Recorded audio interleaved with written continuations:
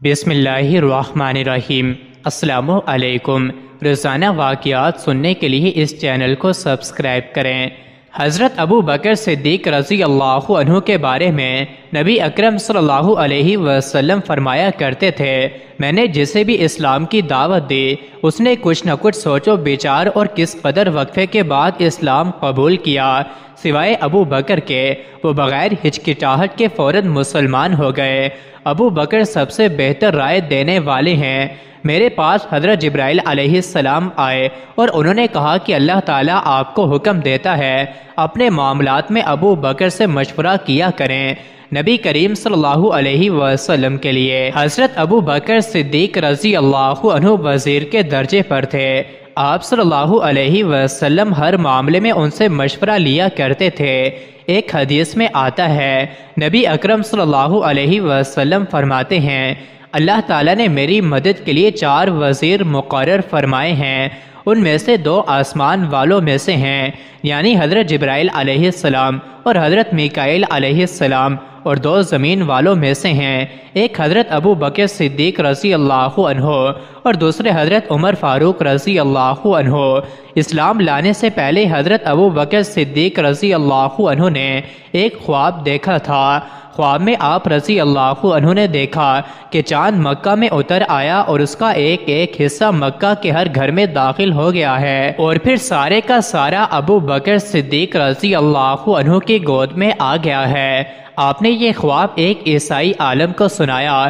اس نے اس خواب کی یہ تعبیر بیان کی کہ تم اپنے پیغمبر کی پیروی کرو گے جس کا دنیا انتظار کر رہی ہے اور جس کے ظہور کا وقت قریب آ گیا ہے، اور یہ کہ پیروکار میں سے سب سے زیادہ خوش قسمت انسان ہوگے۔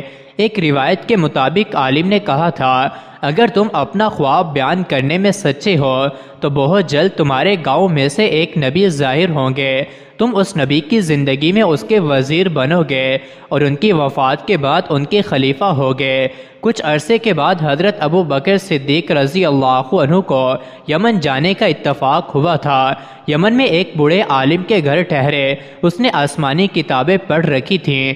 ابو بکر صدیق رضی اللہ عنہ کو دیکھ کر اس نے کہا، میرا خیال ہے تم حرم کے رہنے والے ہو، اور میرا خیال ہے تم قریشی اور تیمی خاندان سے ہو۔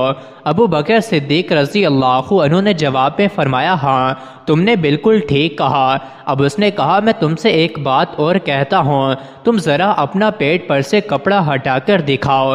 حضرت ابو بکر صدیق رضی اللہ عنہ اس کی بات سن کر حیران ہوئے اور بولے، ایسا میں اس وقت تک نہیں کروں گا جب تک کہ تم اس کی وجہ نہیں بتا دو گے۔ اس پر اس نے کہا، میں اپنے مضبوط علم کی بنیاد پر کہتا ہوں کہ حرم کے علاقے میں ایک نبی کا ظہور ہونے والا ہے، ان کی مدد کرنے والا ایک نوجوان ہوگا اور وہ ایک پختہ عمر والا ہوگا۔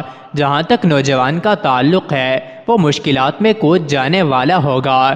جہاں تک پختہ عمر کے آدمی کا تعلق ہے وہ سفید رنگ کا کمزور جسم والا ہوگا، اس کے پیٹ پر ایک بالدار نشان ہوگا، حرم کا رہنے والا تیمی خاندان کا ہوگا، اور اب یہ ضروری نہیں کہ تم مجھے اپنا پیٹ دکھاؤ کیونکہ باقی سب علامتیں تم میں موجود ہیں۔ اس کی اس بات پر حضرت ابو بکر صدیق رضی اللہ عنہ نے اپنے پیٹ پر سے کپڑا ہٹا دیا۔ وہاں ان کی ناف کے اوپر سیاہ اور سفید بالوں والا نشان موجود تھا۔ تب وہ پکار اٹھا، پروردگار کعبہ کی قسم تم وہی ہو۔ مزید ایسی ہی ویڈیوز کے لیے چینل کو ضرور سبسکرائب کریں۔